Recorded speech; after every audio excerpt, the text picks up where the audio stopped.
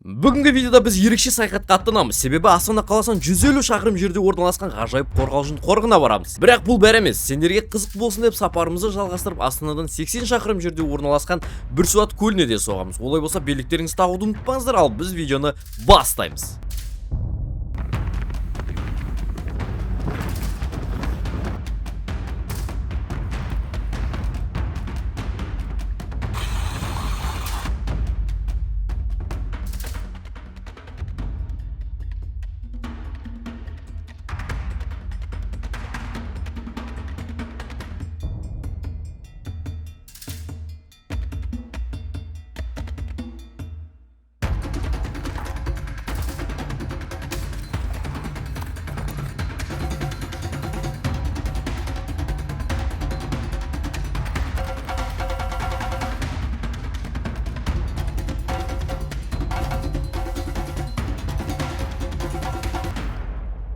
Біз почти жетіп қалдық. Мына жақта енді дала страшный болып тұр.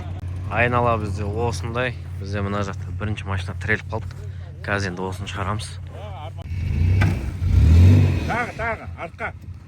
Палаткаға орналасып алдық. Қазір бізде қатты боран болып жатыр. Далада ертең күндіз сіздерге міндетті түрде көрсем, сырт жақ қандай болып жатқан атмосфераны. Міне біз достар, карась басталды. Хоп. Хоппа. Білмей қалды ма? Міне достар, бізде карастар басталды. Қыды кішкейді. Бұйыртса осының дәулерін ұстаймыз. Біз, келдік. Бұл бізде қорғалжын қорығы Сұлтан келді деген көлдің үстіндеміз. Қазір енді мына айдалада машиналар өте көп. Бізде поклевка. Жылқы болған сияқты осылай машинамен жүрміз. Адам көп слишком.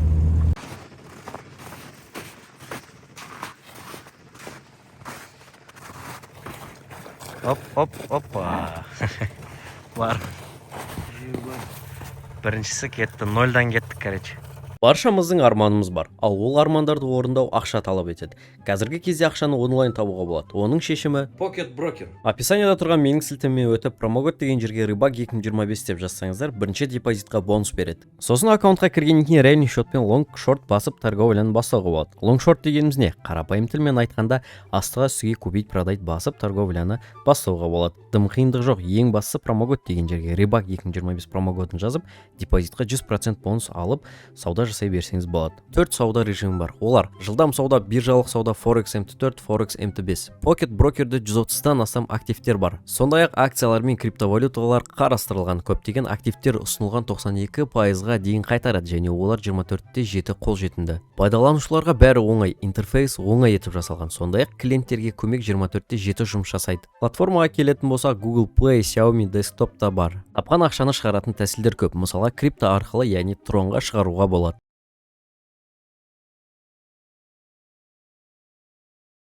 Ассалаумағалейкум достар, қалайсыңдар? Сіздермен Солбай Қареке. Қараңыздар, біз мына жақта қорғалжын қорығындамыз. Бізде мына Сұлтан деген көл, адам деген слишком көп. Біз бүгін көппіз ғой деп көп жерлицаларды алған жоқпын, тек қана бір 10 шақтысын ғана алдым. Соның уже 8-ін құрып жатсам, менде уже 2 поклевка, яғни 2 флажок тұр, қазір көреміз. Достар, полный сработка. Полный прям.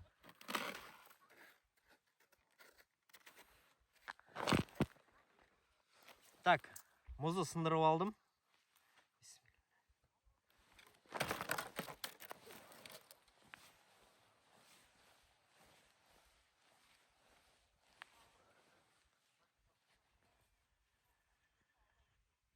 Ема!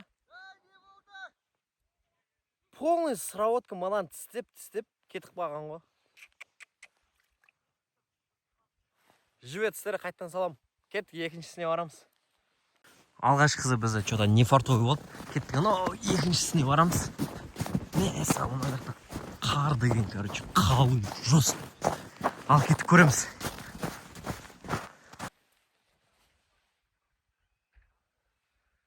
Маған ташын түртіп кеткен ғой, елки. 2 флажок что-то өтірік сработка.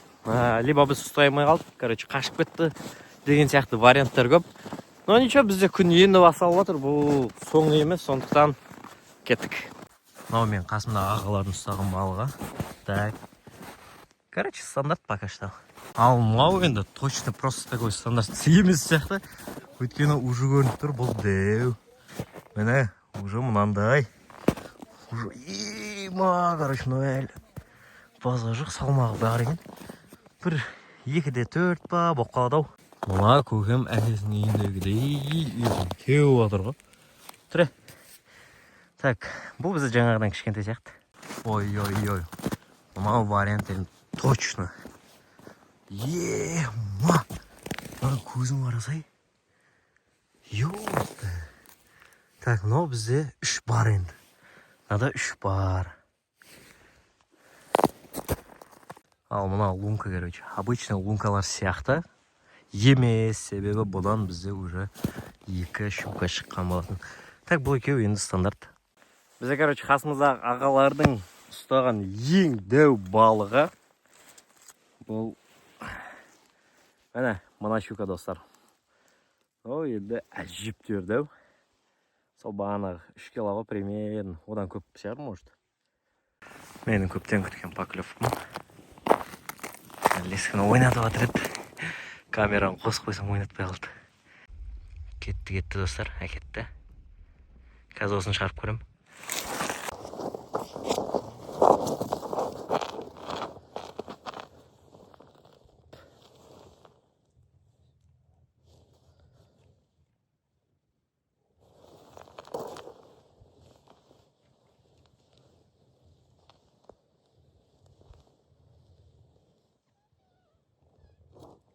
Мынау дәу жібец екен, ойнатып жүрген. Біз бұнда жалғыз емеспіз. Қараңдар. Мынау жақта рыбактар, мұнда рыбактар. Мынау жаңағылар, мынау. Мына жақ, короче. Сосын мына жаққа келетін болсақ, мына жақ бұлай. Бұлай. Мынау жақтың бәрі рыбактар, бұна қарсыңдар. Нан жоқ қомда жерде бізге кәдімгідей. Ал бізде әбет полный 10 штук жерлица орнатып тастадым. Мінекей бәрі бір-біріне жақын. Неге жақын? Себебі бұна жақта бән вообще ор жоқ қой. Қасымның бәрінде оппа, что за кадр? Кәні. Бар ма жоқ па? Кәні. Жоқ, әшіне жерлицасын істеп жатыр екен. Так, бізде оппа, айналдырып жатыр. Бізде поклевка. Бұл лункадан, короче, анандай щука шыққан.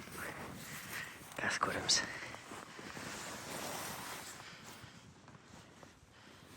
Алсын. Ктик. Оппа, кетті. Алсын.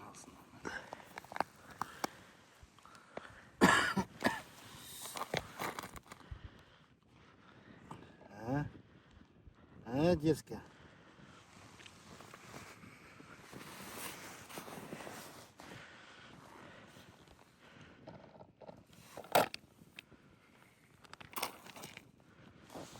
Al кетті ау.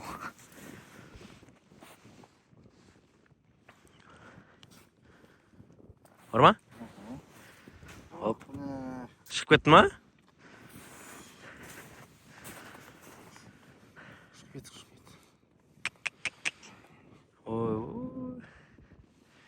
Ағарсында шей.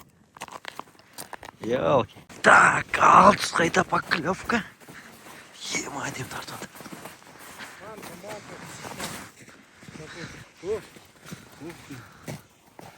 Давай. Фугая у тебя какая-то, фугая.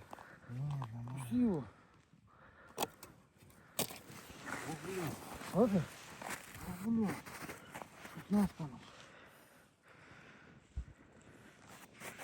Сука.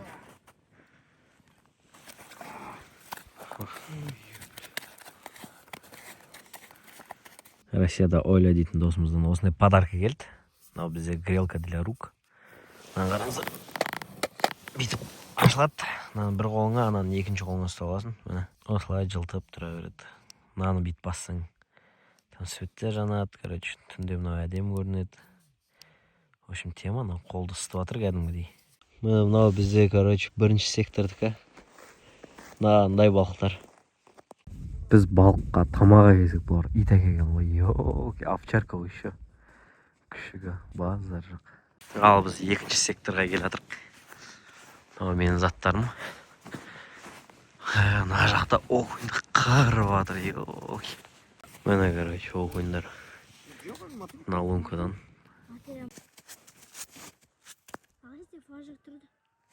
Мұнда, короче, не қылып атсам, үнім міне жақта түсті деп жатыр. Кетіп жүрдік.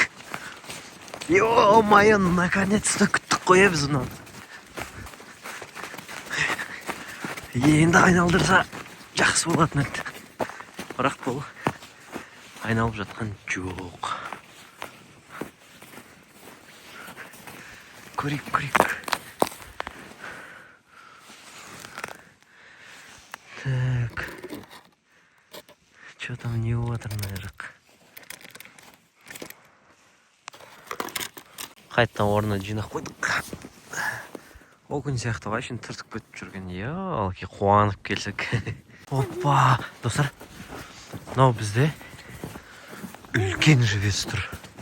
Мынаған мен прям слишком дәуін салып қойғам ғой. Көз алдымызда тұрады ғой. Ё-моё. Осын тексеруге келетсам. Мынандай дәу. Примерно окуньдар ғой. Мына щука емес точно. Окуньдар түсіп кеткен ғой. Біз қалаға жеттік. Мінекей бүгінгі улов. Мынау екі адамдікі тек қана. Следопытқа полный жартысына ғана жеткен. Ал мінекей достар, біз Бірсуат көліне де келіп жеттік. Бұл жақта бізде тек қана судак мекендейді. Енді арасында ғана щукалар түсіп қалады.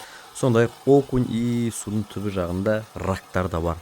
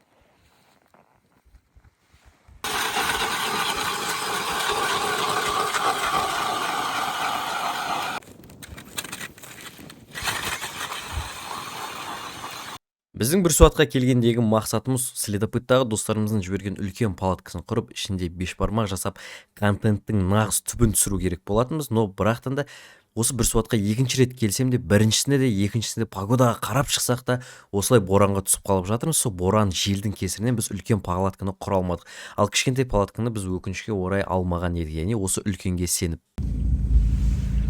Короче, достар, біз машина ішіне жайғастық. Бізде мынандай обстановка. Ана жақта бұлай, короче, аяқпен өйстіп жатыр.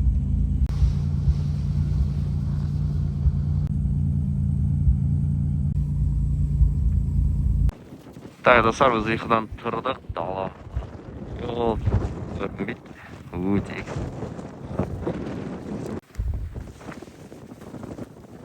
Короче, мен телефоннан жақтан ар жақта біреу келіп тұрған. Все.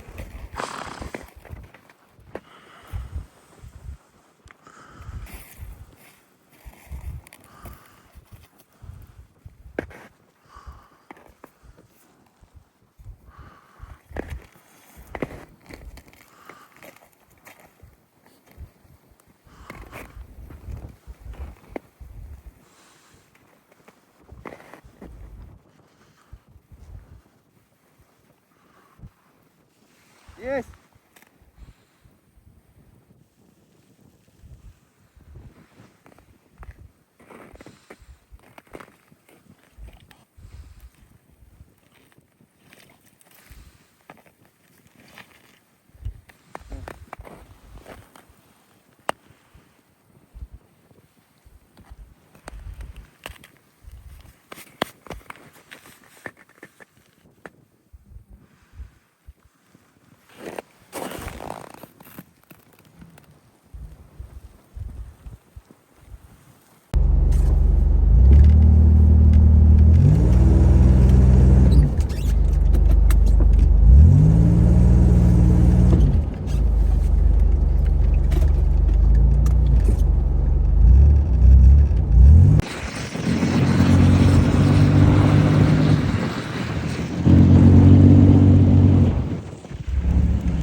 Азанғы сағат 9-да жиналып бастап 10-да шықтық.